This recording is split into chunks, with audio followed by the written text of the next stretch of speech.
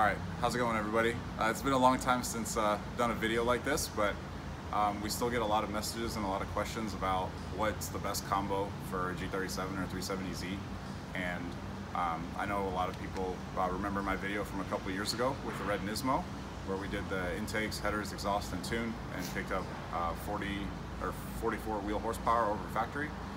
This time we have a G37 coupe here on the dyno. So what we're going to do, it already has the headers and exhaust on it, so I'm going to dyno it as is. Then we're going to do the intake swap, we'll do injectors and fuel pump, we'll tune it on 93 octane and E85. The main point of this video is really to show you some newer tuning strategies we've been using over the last year that have paid off and got us some more horsepower and better power band, but also a huge stress component to focus on what matters in your all-motor combo, because there's a lot of parts out there that don't do anything, and I always have to stress to customers to keep it simple, focus on where your main restrictions are, and tune the car and enjoy it. So this is the car right here. Don't mind the bumper being off. We're actually going to dyno it with the bumper off, but with the bumper on and off, it doesn't make any difference for us. But we've got the admin intakes right here. You guys already know what they look like, already know what to expect with those. And then this car, I don't remember exactly what catback it has on it, but we'll take a look at it right now. It looks like it's got a Motordyne catback. And the customer said, actually you can bring the camera in a little closer.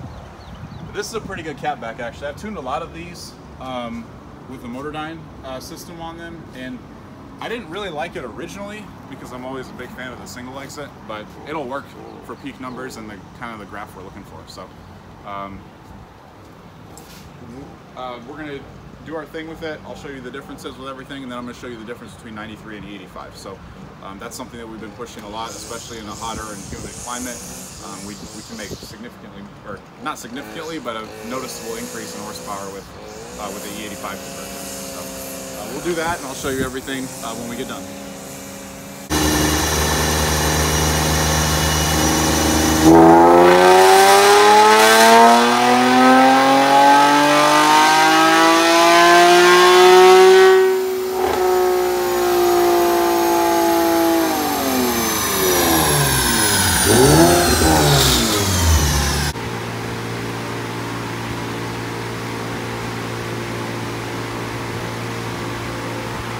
So with headers and exhaust by itself, with the stock tune, it made 314 horsepower and 264 torque. So from what I can tell so far, the stock tune isn't really doing anything to violate how much power the car is making.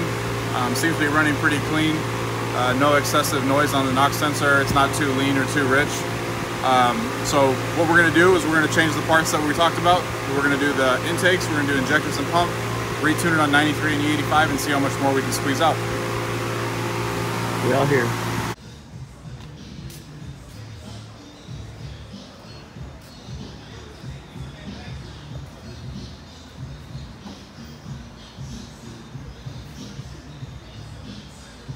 Alright, so install's all done. We got a bigger fuel pump, bigger injectors, and then the admin intakes to retune with, and then we're going to be doing the overlay, the gains off of the stock air boxes on 93, and then retuning it on E85 and seeing what it makes. So these are the intakes. You guys are very familiar with these, I'm sure.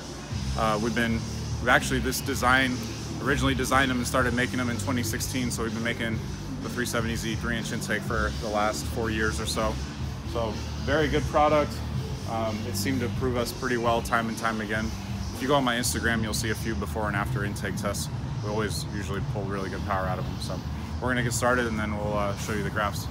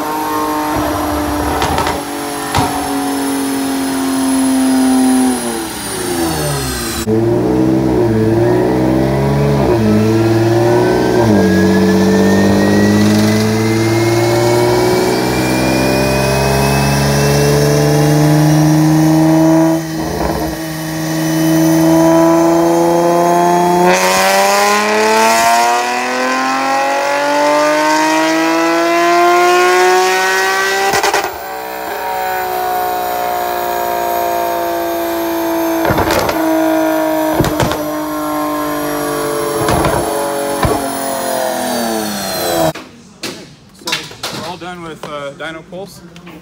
You guys got to see some flames. But here's the final results. I'm going to show you the pump gas numbers first, and then we'll talk about E85 and the numbers from that. So at the beginning of the video, we showed you what the car baselined at. It was 314, 264. So this is actually a pretty good start for like a stock tune with headers and exhaust. And usually with stock airboxes and headers and exhaust, it really opens these cars a lot. That's why I always tell customers, even though we make intakes, you really need to start with your exhaust if you're going to do like a bolt-on package or full bolt-on combo on this motor. So we put the intakes on and we tuned it, and the power jumped to 330 with 275 torque. So here's the other thing. If the stock computer doesn't see any reason to pull a bunch of timing out for whatever reason, whether it's false knock or real knock or bad gas or anything, the car will actually make pretty decent peak numbers with a good header and a good exhaust on it. But when you put intakes and you tune it, even if your peak numbers aren't crazy, like even if you don't have a crazy difference, look at what your mid-range is looking like. So your mid-range and your top end, you were making 306 right here towards the top on the stock tune with the stock airboxes. When you put the intakes and retune it and remap everything, you're up to 329 right here. So you picked up 23 horsepower, 23 wheel horsepower right there, and around 20 foot-pounds right there. And keeps the power band to peak earlier and then holds it a lot better in the higher RPMs. Okay, now the next thing, the E85 fuel. Obviously 93 can only get us so far. 330 is a pretty comfortable number. It's really good for what this car has done, being an automatic transmission, and we're in Houston, Texas. The weather's kind of warm right now. The temperature or weather conditions is 95 degrees with 42% relative humidity. So pretty high or pretty hot conditions today. So I'll show you what it did on E85. So on E85, the power jumped to 341 wheel horsepower and 283 torque. So actually we got a really good peak gain out of switching E85 and retuning the car. We didn't have to lean on the ignition timing that much. We only added like 2 degrees or 3 degrees max in most of the areas of the map to get this number. That's pretty much right where the engine wants to be.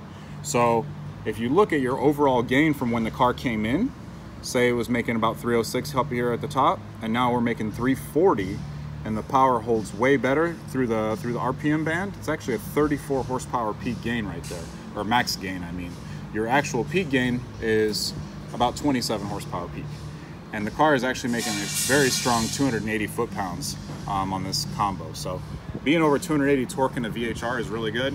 Most of the time, I would say it's pretty rare on pump gas, but E85 will help you get that extra edge if you need it.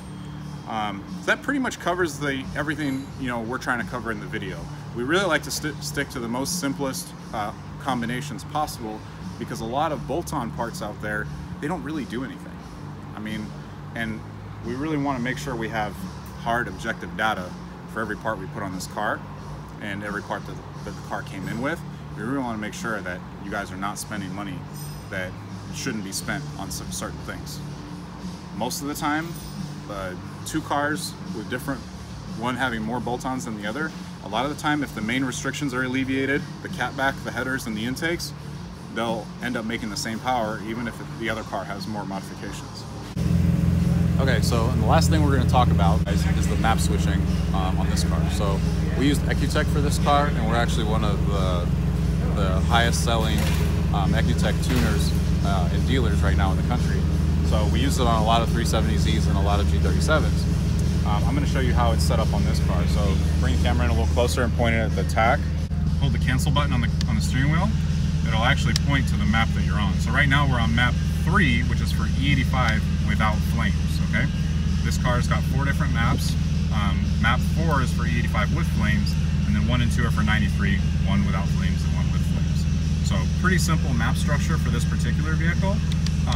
If we use an actual flex sensor, we can do like full-time ethanol and pump gas blending without having to switch maps, but for this particular car, this is how we set it up. On these vehicles, you have 4 switchable maps, and we can program them to pretty much anything. So on turbo cars, we'll do it to vary boost level based on the map setting. On supercharged cars, we can vary timing adjustments and on any car, we usually vary the degree of power based on what map it's set to for the customer's comfort. So, but that pretty much covers it. If you guys need anything, let me know. I'd drop the Instagram and Facebook link in the description.